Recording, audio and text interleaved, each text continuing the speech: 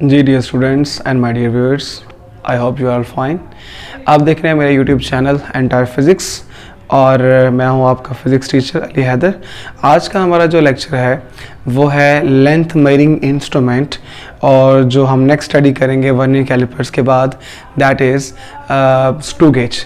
तो screw gauge के बारे में जान लेते हैं, उसके एरर्स के बारे में जानेंगे, एरर्स पॉजिटिव और नेगेटिव ज़ीरो एरर्स जैसे आपने पहले पढ़ा था एज इट इज़ वैसे उसको डिस्कस करेंगे, और ज़ीरो करेक्शन क्या होता है, तो इन सारी चीज़ों को हम बारी बारी डिस्कस कर लेते हैं।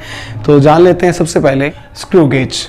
सो स्क्रू गेज क्या होता है, आपसे मैंने डिस्कस किया था लास्ट लेक्चर में कि वर्नियर कैलिपर्स एक ऐसा इंस्ट्रूमेंट है जो 1 मिलीमीटर से भी कम की लेंथ को मेजर कर सकता है, लेकिन एक्यूरेसी जो है वो 1 मिलीमीटर से ज़्यादा होती है। ठीक है, तो अगर ऐसा कोई इंस्ट्रूमेंट जो वर्नियर कैलिपर से भी कम लेंथ मेजर कर सकता है और ज़्यादा प्रिसाइज होता है, ज़्यादा एक्यूरेट होता है, that instrument is called screw gauge. ठीक है, सो डिफाइन कर लेते हैं screw gauge.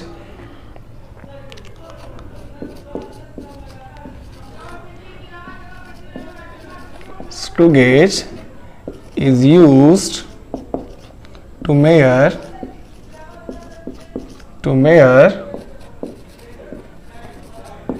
small length and accuracy greater than vernier callipers. तो स्टूडेंट्स हमने बात की स्क्रू गेज एक ऐसा इंस्ट्रूमेंट है जिसको इस्तेमाल किया जाता है स्मॉल लेंथ को मेजर करने के लिए, और वो स्मॉल लेंथ वर्नियर कैलिपर्स के लीस्ट काउंट से भी कम होती है और उससे एक्यूरेसी उसकी ज़्यादा होती है। ठीक है, and this screw gauge is also known as micrometer screw gauge. मैंने क्या कहा आपसे, micrometer screw gauge. How it is called micrometer screw gauge, because इसका जो स्केल हम लोग इस्तेमाल करते हैं वो 100 मिलीमीटर्स तक का स्केल हम इस्तेमाल कर सकते हैं। सो 100 मिलीमीटर्स तक की जो सर्कुलर स्केल को यूटिलाइज करते हैं इसकी मेजरमेंट के लिए, इसीलिए इसको फिर माइक्रोमीटर स्क्रू गेज कंसीडर किया जाता है। फर्दर बात कर लेते हैं स्टूडेंट्स इसकी कंस्ट्रक्शन पॉइंट्स की। तो कंस्ट्रक्शन पॉइंट्स हमारे पास क्या क्या हैं, तो it consist of a U shape metallic frame. U shape metallic frame में जो पार्ट्स हैं, ये वाला जो पार्ट हमारे पास कहलाता है दैट इज कॉल्ड स्टड। ये पार्ट हमारे पास कहलाता है spindle, that is called spindle।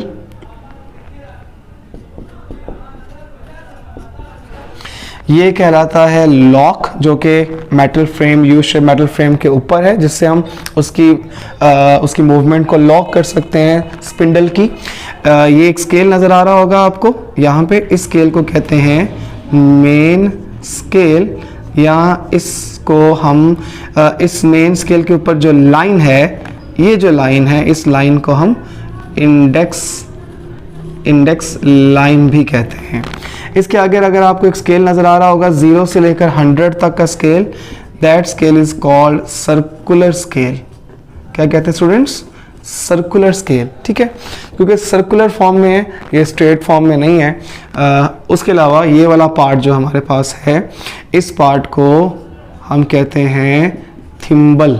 क्या कहते हैं, थिम्बल। ठीक है, और लास्ट पार्ट है, इसे कहते हैं रैचेट। जी ये जो मेन स्केल का पार्ट है ना, इसको हम होलो सिलेंडर भी कंसीडर करते हैं। क्या कहते हैं, होलो सिलेंडर। जी स्टूडेंट्स, ये हमारे पास उसके कुछ कंस्ट्रक्शन पॉइंट्स थे जो मैंने आपके सामने डिस्कस किए हैं। अब इसमें एक और अहम पॉइंट है जिसको हम डिस्कस करने जा रहे हैं, जो हमारे पास कहलाती है पिच। सो आपसे क्वेश्चन पूछ सकते हैं, what is the pitch of the screw gauge. जी तो स्टूडेंट्स यहाँ देखिएगा, ये जो मेन स्केल है जिसके ऊपर इंडेक्स लाइन है, इंडेक्स लाइन पर भी एक स्केल नजर आ रहा होगा। अच्छा, इसके साथ जो सर्कुलर स्केल है वो हम ले रहे हैं 0 से 100th मिलीमीटर की डिवीजन का, 0 से 100th मिलीमीटर की डिवीजन का, ठीक है। अच्छा, अब होता क्या है, हम इसको ना रैचेट से करते हैं टाइट। अब रैचेट से टाइट करते हैं तो ये थिम्बल जो है ना, थिम्बल ये मूव करता है, आगे मूव करता है, क्योंकि इसके अंदर ना ये वाला जो पार्ट है ना स्पिंडल का, ये इसके अंदर मौजूद है, जो कि जिसके ऊपर थ्रेडिंग हुई हुई है। जैसे वो चूड़ियाँ होती हैं ना, जैसे वो नट्स को बंद करने के लिए, नट बोल्ट्स को हम बंद करने के लिए इस्तेमाल करते हैं, उसके ऊपर चूड़ियाँ बनी होती हैं। ऐसे ही आप समझ लें कि ये काम कर रहा है नट का, जो कि होलो सिलेंडर है, और ये जो है वो एक बोल्ट का काम कर रहा है जिसको हम थिम्बल को टाइट कर रहे हैं।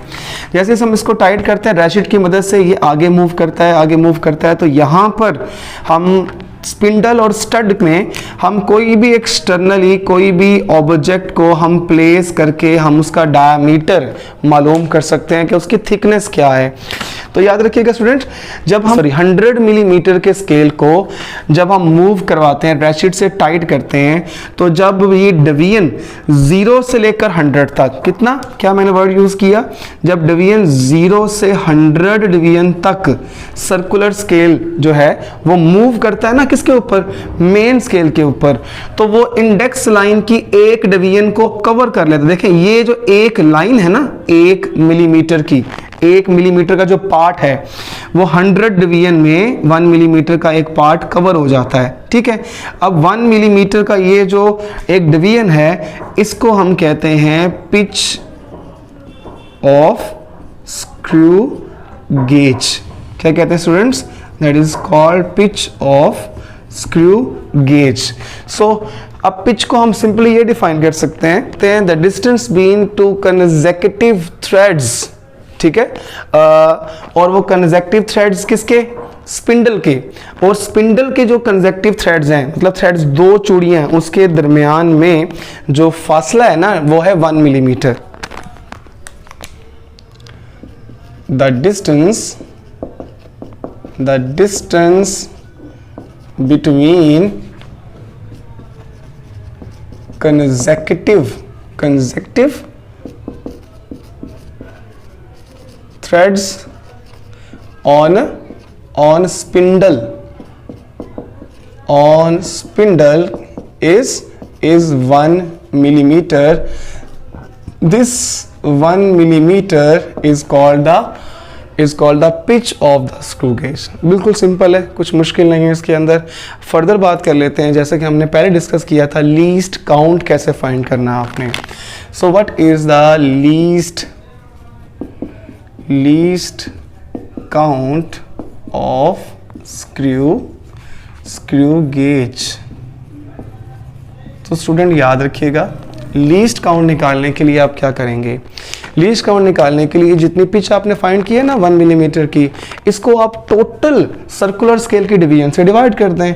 अब जानते हैं सर्कुलर स्केल पे डिवीजन कितनी है, 100 डिवीजन है, 100 डिवीजन से उसको डिवाइड कर दें, आपके पास जो आंसर आएगा वो कहलाएगा उस स्क्रू गेज का लीस्ट काउंट। सो डेफिनेशन हमारे पास बनेगी the ratio of pitch of screw gauge to the number of divisions on circular scale is called the least count of the screw gauge. So least count निकालने का formula हमारे पास ये बनेगा, least count is equals to pitch of screw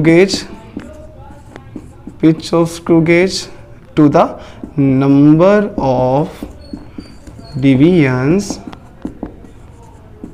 on circular scale, ठीक है, circular scale. अच्छा, अब आपने इसकी वैल्यू पुट करें। अब आप मुझे बताइएगा least count is equals to, pitch कितनी है 1 मिलीमीटर, आप जानते हैं, नंबर ऑफ डिवीजन्स कितनी है 100। तो जब आप पिच को जो है 100 डिवीजन से डिवाइड करेंगे तो आपके पास आंसर आएगा 0.01 millimetre. So 0.01 1 millimeter is called the least count of the screw gauge. लेकिन यहाँ तक नहीं, आपको याद है मैंने जब आपको वर्नियर कैलिपर्स बताया था तो मैंने कहा था कि आप वर्नियर कैलिपर्स का लीस्ट काउंट सेंटीमीटर में मालूम भी कर सकते हैं, तो आप स्क्रू गेज का भी कर सकते हैं, कोई इशू नहीं है। आप इसी वैल्यू को 0.01 मिलीमीटर्स को जब आप अगेन 10 डिवीजन से डिवाइड करें ना तो आपका आंसर आएगा 0.001 सेंटीमीटर। सो याद रखिएगा ये भी और ये भी, मिलीमीटर में भी और सेंटीमीटर में भी, both are the least count of the screw gauge. तो इस तरह से आप उसको फाइंड आउट कर सकते हैं। ओके अब हम नेक्स्ट फर्दर मूव करते हैं। ज़ीरो करेक्शन क्या होती है, ज़ीरो एरर क्या है, और पॉजिटिव और नेगेटिव ज़ीरो एरर्स क्या होते हैं स्क्रू गेज के। So what is zero correction? Student आपको याद होगा जब मैंने आपको वर्नियर कैलिपर्स के बारे में बताया था तो मैंने आपसे कहा था कि वर्नियर कैलिपर्स में जो ज़ीरो करेक्शन को डिस्कस किया जाता है ना तो वो ज़ीरो एरर का नेगेटिव होती है। तो अब भी बात वही है कि ज़ीरो एरर क्या है, zero error is the negative of zero error. यानी एरर अगर पॉजिटिव होगा तो उसका नेगेटिव जो है वो ज़ीरो करेक्शन हो जाएगा, और अगर एरर नेगेटिव होगा तो उसका नेगेटिव अगर आप दोबारा लें तो वो एरर क्या हो जाएगा, वो एरर भी फिर ज़ीरो करेक्शन करके आप उसकी वैल्यू को फाइंड आउट कर सकते हैं। मैं आपको एग्जांपल भी समझा देता हूँ, अभी कुछ मुश्किल नहीं है इसके अंदर। अच्छा बात कर लेते हैं ज़ीरो एरर की। आपको मैं पहले बता चुका हूँ कि ज़ीरो एरर तब एग्जिस्ट करता है, जब वर्नियर कैलिपर्स में डिस्कस किया था कि जब जॉज को क्लोज करें और ज़ीरो लाइन, मेन स्केल की ज़ीरो लाइन और वर्नियर स्केल की ज़ीरो लाइन जो है वो कोइंसाइड ना करें। अगर कोइंसाइड करती हैं तो एरर इंस्ट्रूमेंट में नहीं है, अगर कोइंसाइड नहीं करती तो एरर पॉजिटिव भी हो सकता है, नेगेटिव भी हो सकता है। इसी तरह स्क्रू गेज में आपको मैंने बताया था कि ये जो दो स्केल हैं इसके अंदर, एक मेन स्केल है और एक सर्कुलर स्केल है। अब वो वर्नियर स्केल और मेन स्केल की बात नहीं करेंगे जो उधर डिस्कस किया। अब आप प्रोमिनेंटली याद रखिएगा, अब आपने एक स्केल यूज़ करना है सर्कुलर स्केल और एक को जो है रेफरेंस बनाना है इंडेक्स लाइन। सो जब आपकी इंडेक्स लाइन का ज़ीरो और वर्नियर स्केल का ज़ीरो कोइंसाइड नहीं करते तो एरर क्या कहलाएगा, ज़ीरो एरर। ठीक है, डेफिनेशन वही हमारे पास बनेगी जैसे आपने पहले की हुई है कि if zero error will exist, zero error will exist if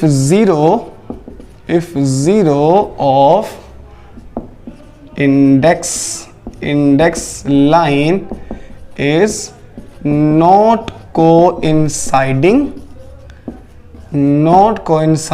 with the zero of circular scale। ठीक है, तो ये बात आपने याद रखनी है। अब हम इंडेक्स लाइन और सर्कुलर स्केल की बात कर रहे हैं, लेकिन अगर कोइंसाइड कर जाएं तो इसमें फिर कोई एरर नहीं होगा। वो स्क्रू गेज वाला इंस्ट्रूमेंट हमारा बिल्कुल प्रिसाइज होगा अगर सर्कुलर स्केल की ज़ीरो लाइन, ये वाली ज़ीरो लाइन यहाँ से और ये वाली ज़ीरो लाइन बिल्कुल अपने सामने आ जाएं। ठीक है, तो हम देख लेते हैं। अब एरर दो तरह के होते हैं, एक हमारे पास कहलाता है पॉजिटिव ज़ीरो एरर और एक हमारे पास कहलाता है negative zero error. So positive zero error और negative zero error screw gauge की सेंस में कैसे एग्जिस्ट करता है, मैं एक छोटी सी डायग्राम बना रहा हूँ। हमारा ये वाला जो स्केल है ये हमारा सर्कुलर स्केल है, ऐसे है ना, जो ज़ीरो से स्टार्ट हो रहा है 100 तक जा रहा है, ज़ीरो से स्टार्ट हो रहा है 100 तक जा रहा है। ये वाली जो लाइन है जिसके ऊपर नंबर ऑफ डिवीजन्स हैं, ये वाली जो लाइन है, ये लाइन हमारे पास कहलाती है इंडेक्स लाइन, जो कि मैं कहता हूँ कि 0 से लेकर सपोज 5 तक है। इसको भी हम डिस्ट्रीब्यूशन कर लेते हैं, ये 0 से लेकर 4 तक है। इस तरह हम इसको 1 मिलीमीटर तक जो है वो हम उसको कंसीडर कर लेते हैं।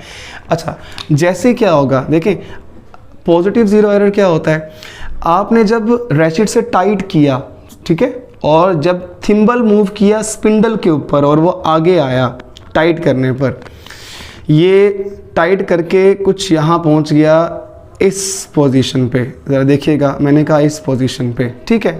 मूव कर रहे हैं ना, बंद कर रहे हैं क्योंकि एरर निकालना चाह रहे हैं। तो एरर निकालने के लिए जैसे पहले आपने वर्निंग कैलिपर्स में जाज को क्लोज़ किया था, स्क्रू गेज में आप जाज को क्लोज़ नहीं करेंगे, आप रेचिट्स को टाइट करेंगे। जब ये जो स्पिंडल है स्टड से मिल जाएगा ना, आपस में बिल्कुल मिल जाएगा, तो फिर आपका जो ये सर्कुलर स्केल है वो आगे मूव कर जाएगा, आगे आ जाएगा।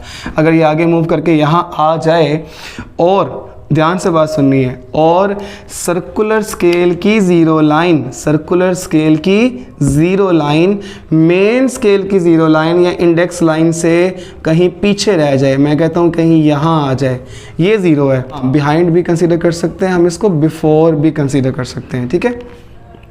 अच्छा, अब देखिएगा, इसी तरह जब आपने इसको यहाँ से टाइट किया तो इसके साथ ही क्या होगा, ये आगे मूव करेगा, आगे मूव करके सामने ये इस पोजीशन पे कहीं पहुँच गया।